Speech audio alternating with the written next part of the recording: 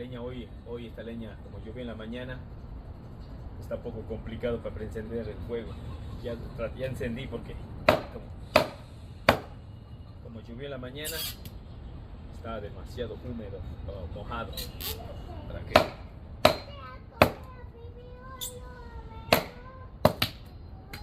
Estoy intentando quemar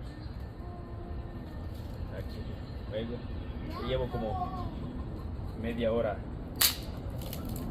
intentando hacer este fuego, pero ya lo hice. Los nenes me dejaron solo ya.